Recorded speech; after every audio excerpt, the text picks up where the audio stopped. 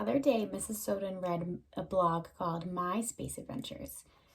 Today, I'm going to read a story called I Am Neil Armstrong, written by Brad Meltzer and illustrated by Christopher Alopoulos.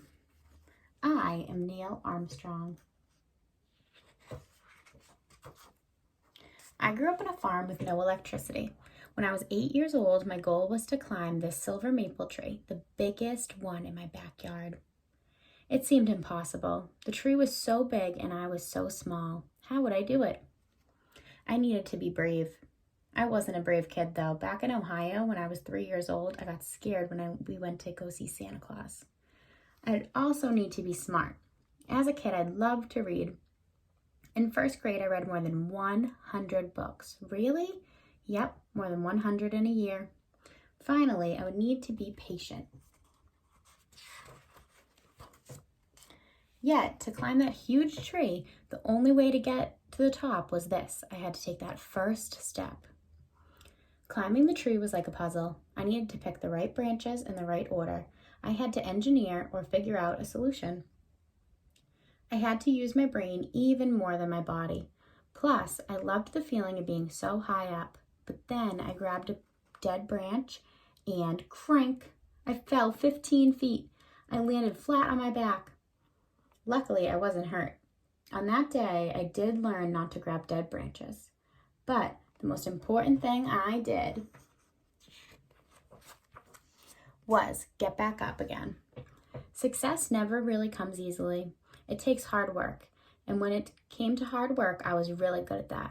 At 10 years old, I mowed the grass at a cemetery for 10 cents an hour. Then I worked at a bakery. Those jobs helped pay for the one thing I loved more than anything else, airplanes. My mom bought me my first toy plane when I was 2 or 3 years old. After that, I was always zooming around the house and through the neighborhood. Vroom! When I was 6, I took my first real plane ride in an aluminum high-wing monoplane called the Tin Goose. The 12 seats inside were all wicker chairs. It rattled like crazy. This is not a good idea. My dad was scared. I enjoyed it.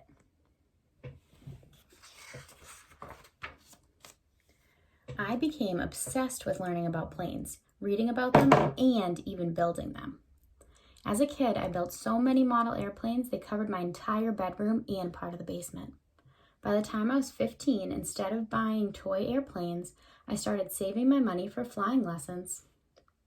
By 16, I got my real pilot's license, even before I got my driver's license. As a teenager, I loved flying so much I'd have the same dream over and over again. In the dream, by holding my breath, I could hover over the ground. I didn't fly or really move. I'd just float there. When I got older, I joined the Navy, flying in 78 missions during the Korean War. On one of them, my plane lost its wing, so I needed to eject and get out immediately. I had never taken an ejection training before, so even though my plane was about to crash, I had to stay calm and read the directions written on the seat. Let's see, how to open the parachute. I landed safely in the water. By the end of the war, the U.S.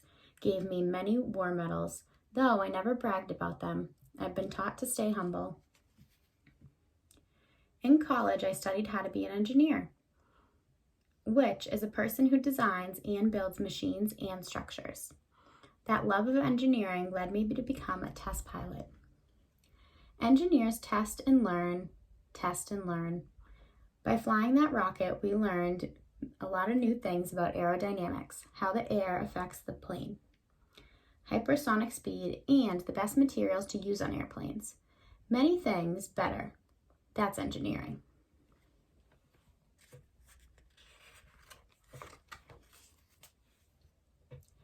In 1957, the space race had begun. Both America and the Soviet Union were competing to be the first in outer space. The Soviets sent the first satellite into space. It was named Sputnik. Then they sent the first living creatures that survived space travel, 2 dogs named Strelka and Belka. The Soviet Union also sent the first human, Yuri Gagarin, into space, even though we sent a person named Alan Shepard soon after. America wanted to catch up, so President John F. Kennedy issued a challenge that year. I believe this nation should commit itself to achieving the goal before this decade is out of landing a man on the moon. Not even the Soviets had traveled that far. So, how would we manage to climb that high? The only thing we knew for sure was this: we'd have to engineer a solution. We needed new ideas, new equipment, and to fly all the way to the moon, we needed a new type of pilot, an astronaut. From all across the country, people, including me, applied to be astronauts for NASA. To check if we could handle space, NASA put us through lots of wild tests. Here, they shot ice water into my ear to see if I could react to the cold. In another test, they put me in a black room, no lights, no clocks, and told me to come out after 2 hours. They were testing if we could judge the time without tools. They even put me in a really hot room where it got up to 145 degrees Fahrenheit. That is very, very hot. To keep my body at a normal temperature, I did nothing but sit still. I tried even not to think. And of course, they spun me around and around.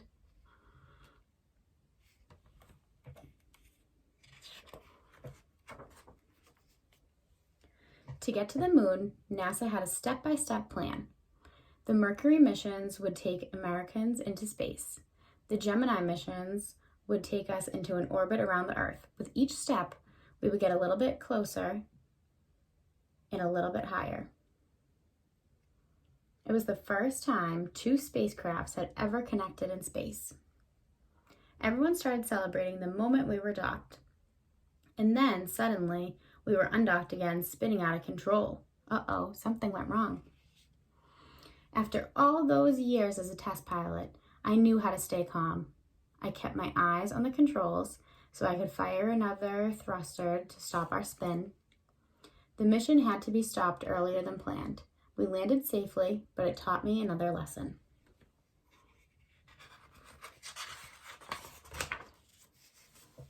Nothing in space is easy. Over and over, there were setbacks and devastating crashes. At times, going to the moon seemed impossible. But we never let it stop us. With each setback, we learned how to strengthen the Apollo spacecraft, which would take us to the moon. It required a lot of people to help make sure they could get to space. From scientists and engineers to welders and mathematicians, to tailors who sewed the spacesuits, to all the astronauts from the previous missions. Step 1. The giant Saturn V rocket had 3 stages. When each stage burned its fuel, the next stage would take over, giving us enough lift to get us out of Earth's gravity and into the moon's orbit. We were up here in the command module, which we called Columbia. So there's few different steps. Would it work? On July 16th, 1969, at Florida's Cape Kennedy, almost 1 million people were there to watch. There were 3 of us on board: Buzz, Michael, and Neil. On Launch Pad 39A, after a 417-step checklist to make sure everything was perfect, the countdown began. 12, 11, 10, 9, ignition sequence start. 4, 3, 2, 1, 0. All engines running. Liftoff. We have liftoff.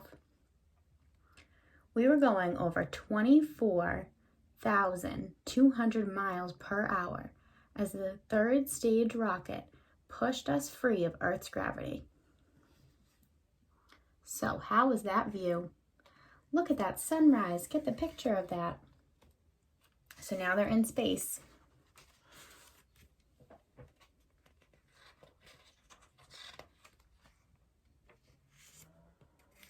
There's nothing on Earth quite like that. So here's the sunrise.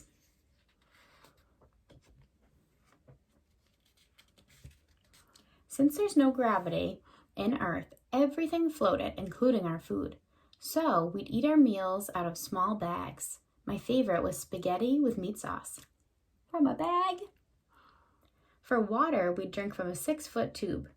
And to sleep, we would either stay wrapped up in a bag like a hammock or float with a lap belt. 3 days later, our destination was right in front of us. So it takes 3 days to get to the moon. Remember our plan? We were still following it, step by step. Buzz and I got into Eagle. We realized we weren't close enough to our landing spot. The ground wasn't smooth, and there were rocks as big as cars. I never panicked, even when I had less than 3 minutes of fuel left. I trained my whole life for this moment. Okay, here's a look. Here looks like a good area. The landing was so soft, we barely felt it. Houston, Tranquility Base here. The Eagle has landed. Okay, let's get on with it. Now came the hardest part of all. This is the moon. For nearly a decade, my goal was to reach it. It had seemed impossible. The moon was so far and we were so small. So how did we do it? We had to be brave, we had to be smart, we had to be patient. But to really make it happen, I had to take that first step. It was 10:56 p.m. on a Sunday, July 20th, 1969. 1/5 of the world's population was watching on TV. That's one small step for man and one giant leap for mankind.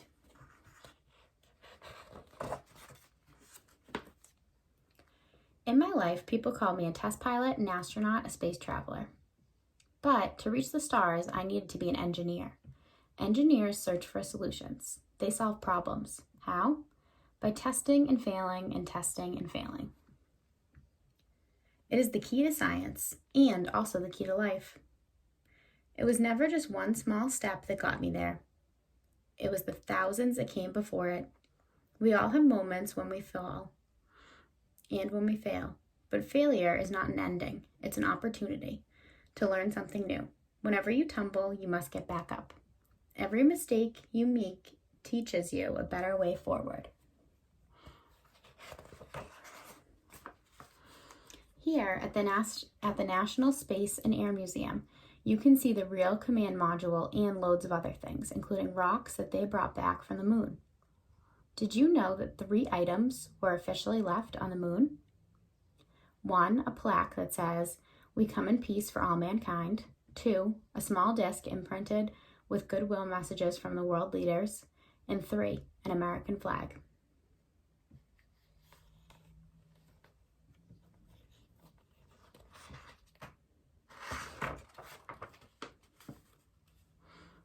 Whatever your path is in life, explore your dreams, use hard work and teamwork, be brave and patient, engineer your own solutions. It can take you all the way to the moon. I am Neil Armstrong. I know that every journey begins with a first step. The end. And then at the end, there's some pictures from the real trip, because this is just a cartoon drawing of him. And then there's also a timeline. Remember Mrs. Soden showed you a timeline the other day of different technology? This timeline has information about Neil's life. So I have an activity for you guys. I want you to create a timeline about your life. And you can put whatever was important in your life that's happened so far. So it could be when you were born. It could be when a little sibling was born. It could be when an older sibling was born before you. It could be when you started school. I'll put up a picture that helps you come up with some ideas.